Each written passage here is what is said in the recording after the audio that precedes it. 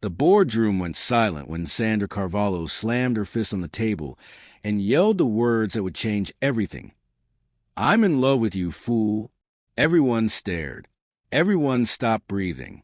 And Mark Rowley, the man who'd spent 3 years thinking he wasn't good enough, finally saw the truth he'd been missing all along. This is the story of a single dad who thought love was over for him, until his boss showed him he was wrong in the loudest way possible. Before we continue, please tell us where in the world you are tuning in from. We love seeing how far our stories travel. Mark Rowley had been a single father for 3 years, raising his 7-year-old daughter, Susan, on his own after a bitter divorce from his ex-wife, Elena. His life had become a careful routine of early mornings, school drop-offs, work pickups, homework help, dinner, bedtime stories, and then finally a few quiet hours to himself before starting all over again.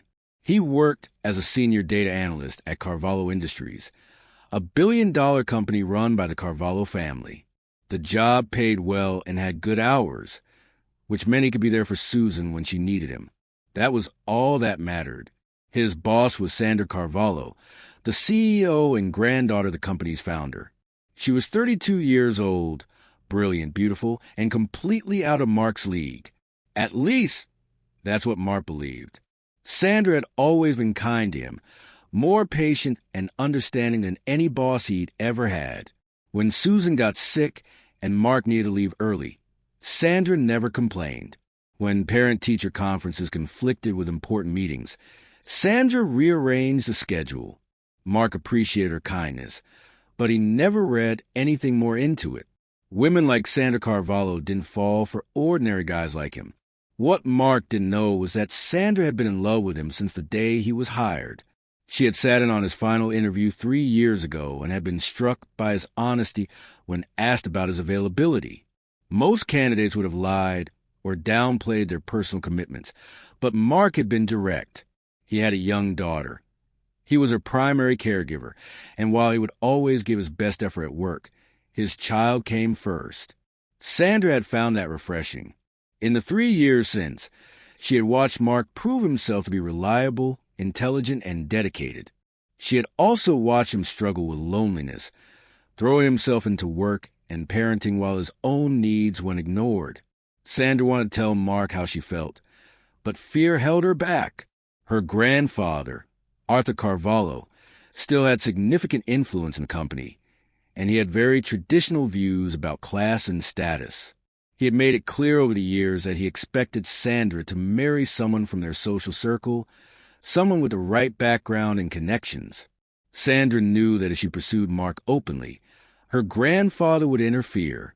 He might even try to fire Mark or make his life at the company miserable. Sandra couldn't risk that, so she had stayed silent, watching from a distance as Mark remained completely oblivious to her feelings. Then Sandra had an idea. If Mark couldn't see her as a romantic possibility in person, maybe he could fall for her personality without the complications of their work relationship. She created a profile on a dating app called Connect Me, using a fake name and carefully chosen photos that showed her in casual clothes, without makeup, taken from angles that made her harder to recognize. She called herself Daisy Mitchell, described herself as a marketing consultant, and kept everything modest and down to earth. Then she searched for Mark's profile. She found him within an hour. His profile was honest and straightforward, just like him. He had written about being a single dad, about loving data analysis and science fiction novels, about wanting to find someone who understood that his daughter would always come first. Sandra's heart had ached reading it. This was exactly who Mark was, no pretense or exaggeration. She sent him a message. They had been talking for 4 months now. Every night after Mark put Susan to bed, he would open the app and chat with Daisy. They talked about everything from their favorite movies to their biggest fears, their proudest moments to their deepest regrets. Mark felt more comfortable opening up to Daisy than he had with anyone in years. She was easy to talk to, never judgmental, always supportive.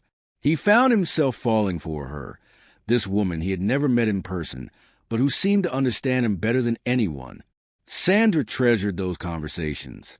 Through the screen, Mark was open and vulnerable in a way he never was at the office. He talked about how hard it was to date as a single parent, how he worried he wasn't good enough for Susan, how he sometimes felt invisible in the world. Sandra wanted to reach through the screen and hold him, to tell him he was wrong about himself, that he was remarkable. But she couldn't. Not yet. Then things started to fall apart. Mark began pulling back from their conversations. He would take hours to respond when he used to reply within minutes. His messages became shorter, less personal. Sandra panicked. She had finally found a way to connect with him, and now he was slipping away. She didn't understand what had changed. The truth was that Mark had started feeling guilty. He was developing real feelings for Daisy, but they had never met in person. What if they had no chemistry face-to-face? What if she was disappointed by him in real life? And more than that, Mark had started noticing things about his boss, Sandra, that made his chest tight. The way she smiled when he brought her coffee. The way she always remembered little details about Susan. The way she looked at him sometimes when she thought he wasn't paying attention. Mark was starting to wonder if maybe, impossibly, Sandra might see him as more than just an employee. But that was ridiculous, wasn't it? Torn between his growing feelings for two women, one he had never met and one he saw every day but could never have, Mark started withdrawing from both. He became more distant in his messages to Daisy. He became more formal and professional with Sandra at work. He thought he was protecting himself from inevitable disappointment. Instead, he was breaking Sandra's heart. Sandra couldn't take it anymore. She decided she needed to do something drastic. If Mark was pulling away from Daisy, maybe she could use that to create an opportunity. She would ask Mark for help with her dating profile, telling him she was trying to win back a man who was losing interest. She would get Mark's advice on how to be more appealing, how to make someone fall for her. It would be torture, but it might also show her what Mark really wanted in a partner. And maybe, just maybe, it would create moments where they could be close, where the barriers between them might crack. So Sandra made her decision. She would ask Mark to help her fix her dating profile. She would make him teach her how to win his own heart, even though he didn't know it. It was a desperate plan, possibly even a cruel one, but Sandra was desperate. She had watched Mark from afar for 3 years. She had loved him in secret for 3 years. She couldn't do it anymore. Something had to change. Sandra called Mark into her office on a Tuesday afternoon. He arrived promptly, carrying his tablet and assuming she wanted to review the quarterly data analysis. Instead, Sandra closed the door behind him and gestured for him to sit. Her hands were shaking slightly, but she kept her voice steady. She told Mark she needed his help with something personal. She explained that she had been talking to someone on a dating app for several months, someone she had really connected with. But lately he had been pulling away. She didn't know what she was doing wrong. Mark was good at analyzing patterns and data, good at understanding what made things work. Could he look at her dating profile and help her figure out how to win this man back? Mark was stunned. His boss, the confident and successful Sandra Carvalho, was asking him for dating advice. It felt absurd. But Sandra looked genuinely upset, vulnerable in a way he had never seen her before, and Mark couldn't say no. He agreed to help. They started that evening. Sandra had Mark stay late at the office after everyone else had gone home. She pulled up her Daisy Mitchell profile on her laptop, and Mark sat beside her at the conference table, studying it carefully. He didn't recognize the photos, didn't make the connection that Daisy and Sandra were the same person. Sandra had been too careful. Mark analyzed the profile like he would analyze any data set. He pointed out that her photos, while nice, were too conservative. She was hiding herself, making herself smaller. The bio was good but generic. She needed to show more personality, more of what made her unique. Her conversation starters were safe but not memorable. She needed to take more risks, be more playful. Sandra took notes, asked questions, and died a little inside with every suggestion. Mark was essentially telling her all the ways she had held herself back, all the ways she had been too afraid to be fully herself. He was right, of course. She had created Daisy to be safe and modest because she was terrified of rejection. But safe and modest wasn't enough to keep Mark interested. She needed to be bold. They worked together for 3 hours that first night, revising her profile and her approach. By the end, Mark had helped Sandra create a version of Daisy that was funnier, warmer, and more confident. It was closer to who Sandra really was, just without the Carvalho name and fortune attached. Sandra thanked Mark profusely, told him he was a lifesaver, and they finally headed home. Mark drove back to his apartment feeling strange. Helping Sandra had been enjoyable in an unexpected way. They had laughed together, talked about relationships and vulnerability, shared stories about past dating disasters. It was the most personal conversation they had ever had. Mark found himself wishing they could do it again. Over the next 2 weeks, they did. Sandra kept asking Mark to stay late to help her refine her approach, to practice conversation starters, to analyze how her messages with her mystery man were going. Mark, who should have been annoyed by the extra work, found himself looking forward to these sessions. Sandra was different when it was just the two of them. She was funnier, more relaxed, more real. Mark started to see her not just as his boss, but as a person, and that person was incredible. During one of their late-night sessions, Mark made a mistake. He started talking about Daisy. He didn't mean to, but Sandra had been asking him about his own dating life, and the words just spilled out. He told her about the woman he had been talking to online, how easy she was to talk to, how she seemed to understand him perfectly. He told her he had started pulling away. He was scared because he didn't think he deserved someone that good, and he was worried about disappointing her. Sandra's breath caught. She realized that Mark was pulling away from Daisy from her, for the same reason she had been hiding behind a fake profile in the first place. They were both so convinced they weren't good enough, both so afraid of rejection, that they were sabotaging their own happiness. It was heartbreaking and frustrating, and almost funny in how tragic it was. Sandra wanted to tell him the truth right then. She wanted to grab his face and make him look at her and tell him that he was talking to her, that she was Daisy, that she had loved him for 3 years, and he was too blind to see it. But before she could find the words, Mark's phone buzzed with a text message. Mark glanced at his phone, and his entire body went rigid. The color drained from his face. Sandra asked what was wrong. Mark showed her the message. It was from Elena, his ex-wife. It said, "I'm coming home, Mark, for you and Susan. Don't ruin this. We can be a family again." Mark explained to Sandra that Elena had left him 3 years ago for another man, a wealthy businessman who had promised her a better life. She had walked away from Mark and Susan without looking back, putting in minimal effort as a mother and only seeing Susan a few times a year. Now, apparently, that relationship had fallen apart, and Elena wanted to come back. She wanted to reconcile. Sandra felt panic rise in her chest. She asked Mark what he was going to do. Mark said he didn't know. He didn't love Elena anymore, hadn't loved her for years, but she was Susan's mother. If Elena was serious about being a parent again, didn't he owe it to Susan to at least hear her out? Wasn't that what a good father would do? Sandra wanted to scream. She wanted to tell Mark that Elena didn't deserve another chance, that he shouldn't let that woman back into his life or Susan's. But she had no right to say that. She was Mark's boss, not his girlfriend. She had no claim on him. So Sandra just nodded and said he should do whatever he thought was best for Susan. Then she told him they were done for the night, and he should go home. Mark left feeling confused and anxious. Sandra stayed in her office and cried. She had been so close to telling him the truth, so close to finally being honest, and then Elena had ruined everything. Sandra knew exactly what was going to happen next. Elena would show up, play the repentant wife, manipulate Mark's guilt and his desire to do right by Susan, and worm her way back into his life. And Sandra would lose him before she ever really had him. Sandra made a decision that night. She would fight for Mark.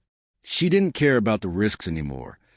Didn't care about her grandfather's opinions or the complications of their work relationship. She loved Mark Rowley, and she was done hiding. She would tell him the truth all of it, and let him decide what he wanted. But she needed to do it soon, before Elena could sink her claws back in. She needed to make her move before it was too late. If you're listening right now, help me prove something wrong. My dad said I wouldn't even reach 1,000 subscribers, but I believe stories like this deserve to be heard. Help me show him that these tales matter. Please subscribe to this channel, and let's keep breathing life into stories that were never meant to stay silent. Now let's continue.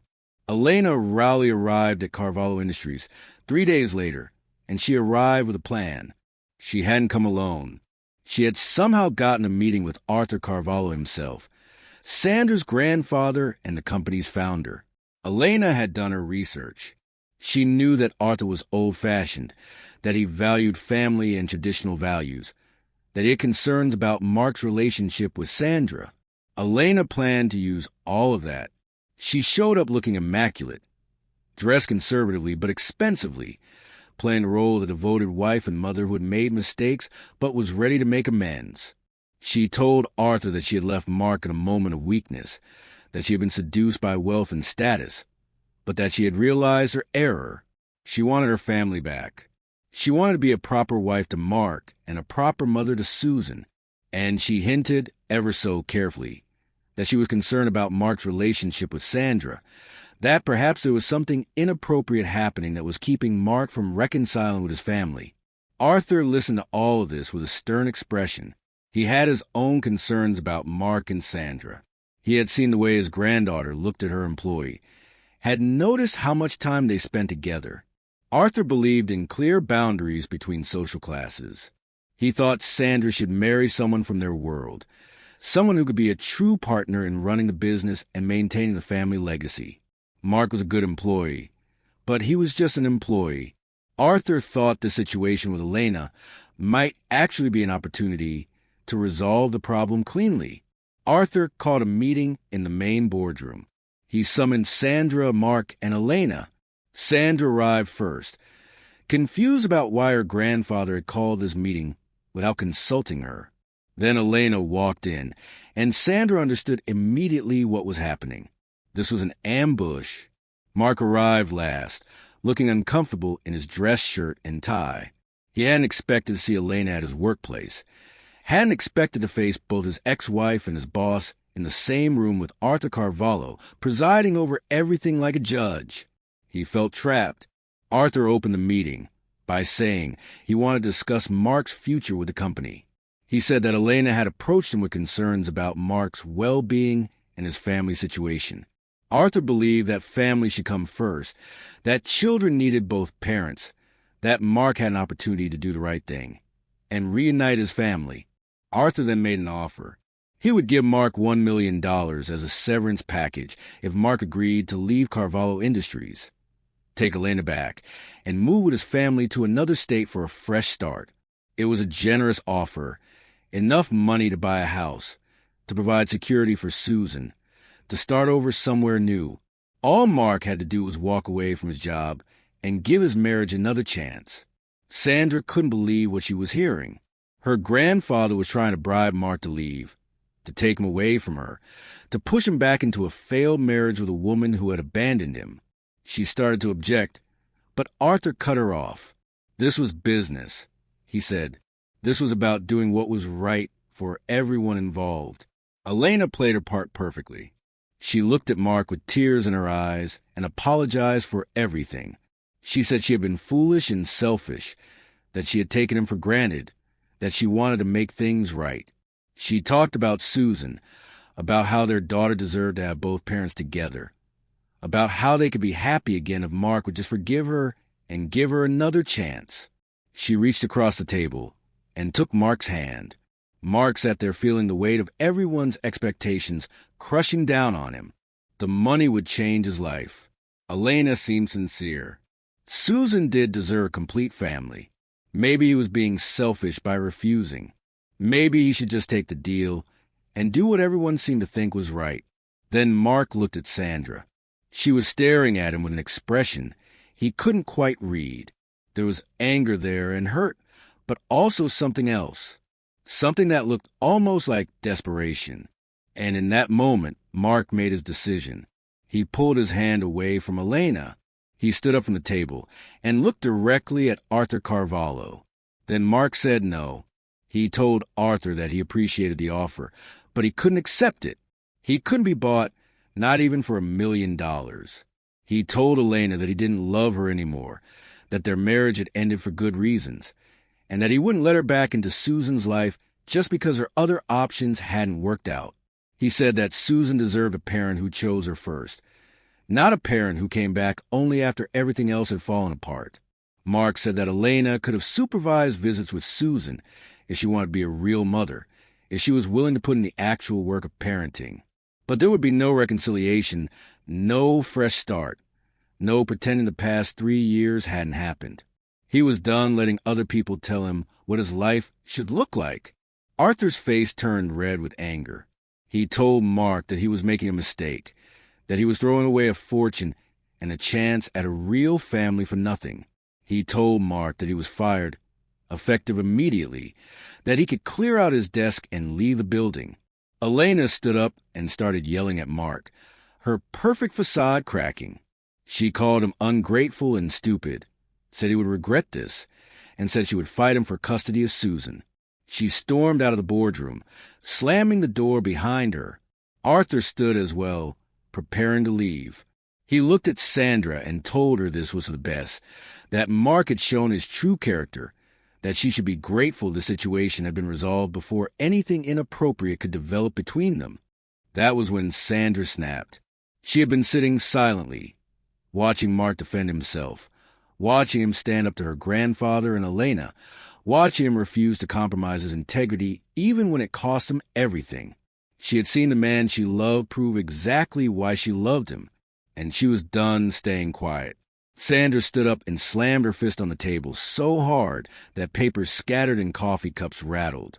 She yelled at her grandfather to sit down and be quiet, that he had no right to interfere in her life or in Mark's.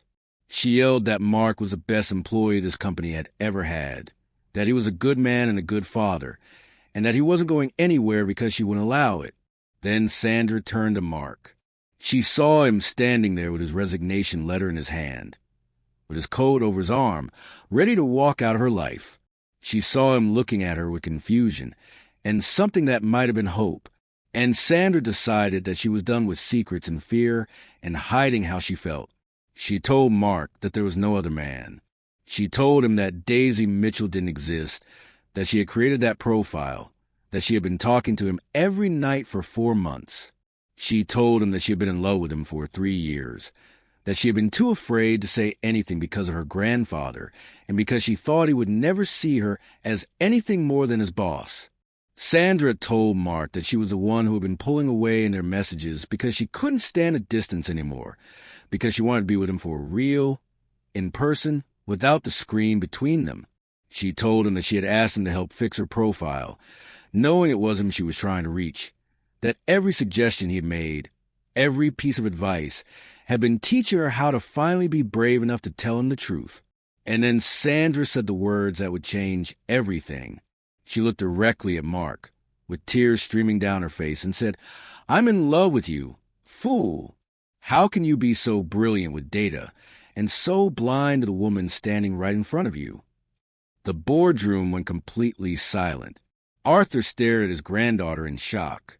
Mark stood frozen, his resignation letter falling from his hand. Sandra waited, her heart pounding, terrified that she had just destroyed everything, but unable to take the words back even if she wanted to. Mark couldn't breathe. His mind was trying to process what Sandra had just said, try and make sense of information that seemed impossible. Sandra was Daisy. Sandra had been Daisy all along. Every conversation, every late-night message, every moment he had felt truly seen and understood, that had all been Sandra. The woman he had been falling for online and the woman he had been falling for in person were the same, and she loved him.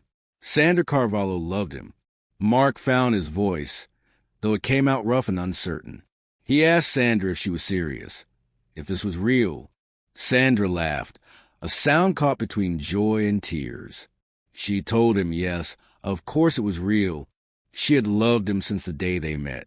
She had been too afraid to say it, too worried about her grandfather's reaction, too convinced that Mark would think she was crazy or inappropriate.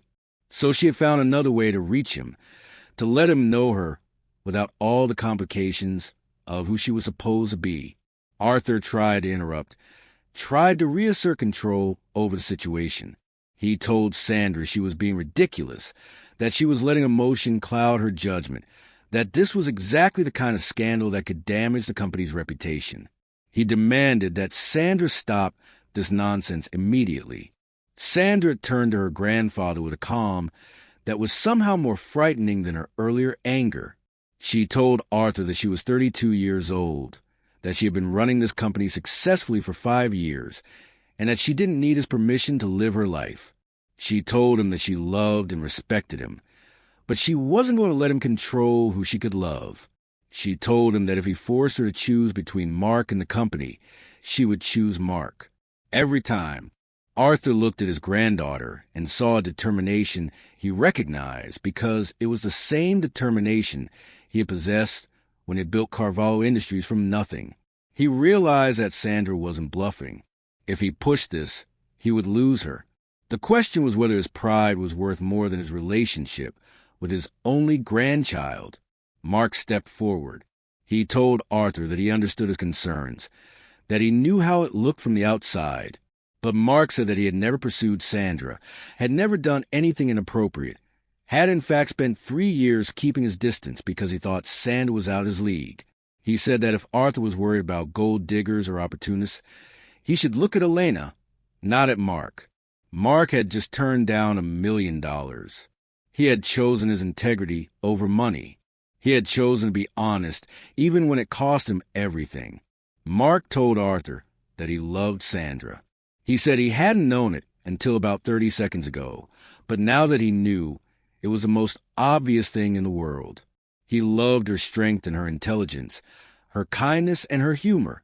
He loved the way she cared about people, the way she had always treated him with respect and dignity, even when she didn't have to.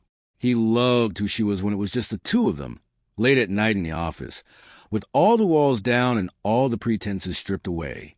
Mark said that he had nothing to offer Sandra except himself. He had no wealth, status, or connections.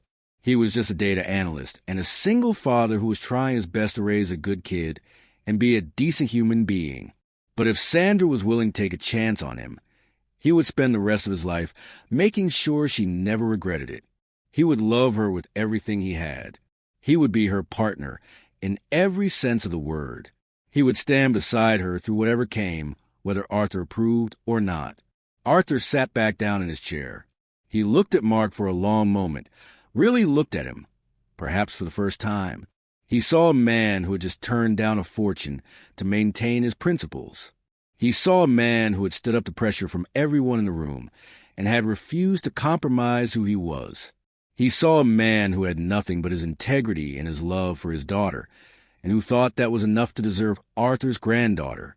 And Arthur realized something that surprised him. Mark wasn't wrong. Integrity and character were worth more than any inheritance or social status. Mark had proven that he couldn't be bought or manipulated. He had proven that he put the people he loved before everything else, including his own security. Those were the qualities Arthur had built his empire on. Those were the qualities he had always hoped Sandra would find in a partner. Arthur asked Mark one question. He asked if Mark would sign a prenuptial agreement protecting Sandra's assets in case the relationship didn't work out. Mark said yes immediately.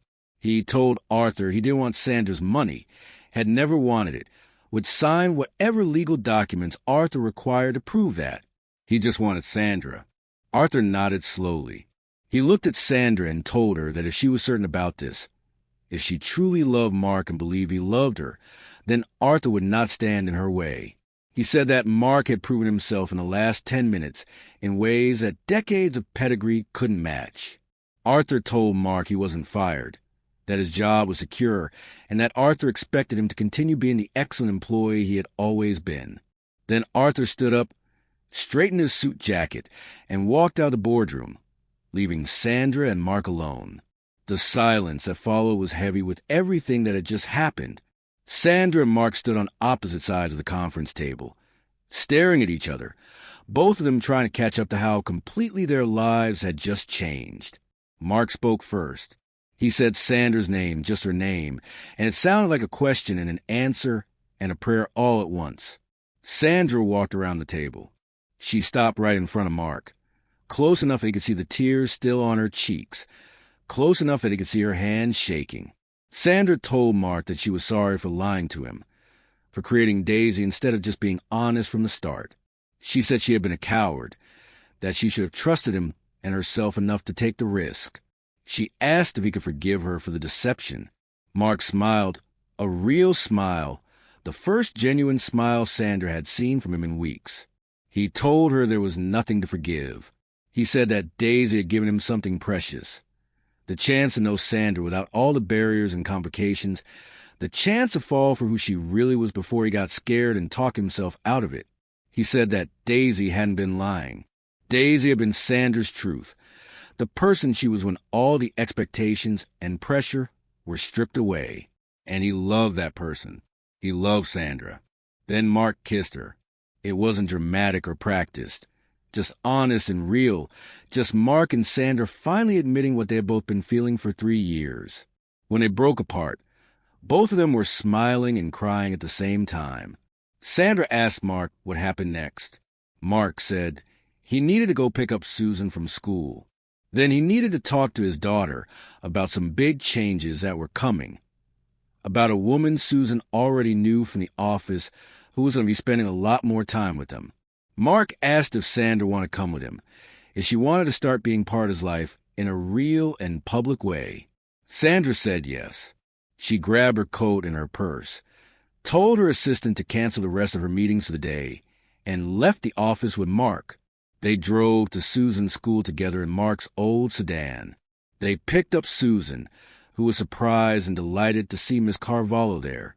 They went to the park, the three of them, and sat on a bench while Mark explained to Susan that he and Sandra care about each other, that they were going to start dating, that this might seem sudden, but it wasn't really not to him. Susan, with the straightforward wisdom of a 7-year-old, asked if this meant she could call Sandra by her first name now instead of Miss Carvalho. Sandra laughed and said yes. Susan asked if Sandra liked ice cream. Sandra said she loved ice cream. Susan declared that they should all go get ice cream, then celebrate. So they did. Mark, Sandra, and Susan went to the ice cream shop down the street from the park. They sat outside at a small table, eating ice cream and talking about everything and nothing. Susan told Sandra about her favorite classes at school. Sandra told Susan about growing up in her grandfather's huge house. Mark sat between them, his daughter on one side and the woman he loved on the other, and felt a happiness he hadn't known was possible. From across the street, standing next to his car, Arthur Carvalho watched them. He had followed at a distance, curiosity and concern making him want to see how this would unfold. He watched Mark laugh at something Susan said. He watched Sandra lean over to wipe ice cream off Susan's chin with a napkin, gentle and maternal. He watched the three of them together, looking exactly like what they were, a family. Arthur got back in his car. He drove to his office and called his lawyer. He told the lawyer to draft an amendment to his will. When Sandra married Mark, and Arthur had no doubt now that she would, Arthur wanted to make sure that Mark's daughter, Susan, was included in the inheritance. She would be Arthur's step-great-granddaughter, family by choice if not by blood, and Arthur took care of his family. Then Arthur called Sandra. He told her he had been watching them at the park. Before Sandra could get angry about the invasion of privacy, Arthur told her that Mark had been right. Character mattered more than status. Love mattered more than social expectations.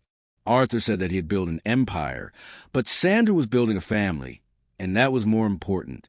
He told her he was proud of her for being brave enough to fight for what she wanted. Sandra cried again, but this time they were good tears. She thanked her grandfather and told him she loved him. Arthur said he loved her too, and that he looked forward to getting to know Mark and Susan better. Then he hung up, feeling old and tired, but also hopeful in a way he hadn't felt in years. Back at the ice cream shop, Mark's phone buzzed with a message. It was from the Daisy Mitchell profile, which Sandra had apparently not deleted yet. The message said, "So, did you ever actually get around to meeting Daisy in person? Or did you get distracted by your incredibly smart and beautiful boss who's been right in front of you this whole time?" Mark laughed and showed the message to Sandra.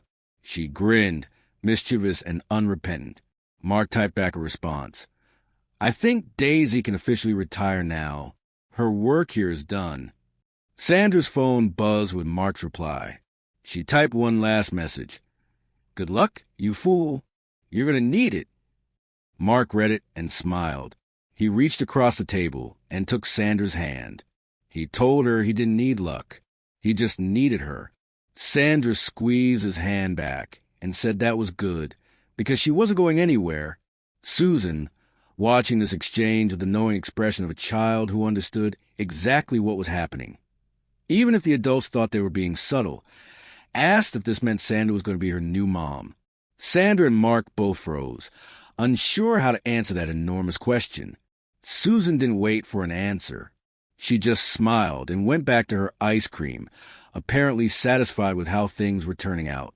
Mark and Sandra looked at each other, and in that look was everything they had been too afraid to say for 3 years. It was love and hope and the promise of a future they would build together, one day at a time, one choice at a time. The boardroom confrontation was over. The secrets were out. The lies were done. What remained was just the truth. Mark Rowley, single father and data analyst, had fallen in love with his boss. And Sandra Carvalho, CEO and secret romantic, had fallen in love right back. Sometimes, the best love stories were the ones that took 3 years and a fake dating profile and a dramatic confession in front of witnesses to finally get started. But once they did start, once Mark and Sandra finally stopped being afraid and started being honest, they never looked back. They had wasted enough time. Now they had the rest of their lives to make up for it. Together. This story teaches that fear, rejection, and self-doubt can keep us from the very happiness we're searching for. Both Mark and Sandra spent 3 years believing they weren't good enough for each other. Mark thought he was too ordinary for a CEO, while Sandra thought her wealth and status would make Mark see her as untouchable. Instead of being honest about their feelings, they hid behind screens and assumptions, nearly losing each other in the process. The real turning point came when they both chose courage over comfort. Mark refused to compromise his integrity for money or pressure, and Sandra finally spoke her truth despite the risk of rejection. The lesson is clear. True love requires vulnerability and honesty, not perfection. Sometimes the person you're looking for has been right in front of you all along, but you'll never know unless you're brave enough to stop hiding and start being real. Your worth isn't determined by your status, your bank account, or your past mistakes, but by your character, your integrity, and your willingness to fight for what truly matters. So here's the real question. Did you subscribe yet? Thousands of people will listen to this story and won't subscribe. Please don't be that person. If you're listening right now, help me prove something wrong. My dad said I wouldn't even reach 1,000 subscribers, but I believe stories like this deserve to be heard. Help me show him that these tales matter. Please subscribe to this channel, and let's keep breathing life into stories that were never meant to stay silent. And here's what I need to know. Do you want part 2?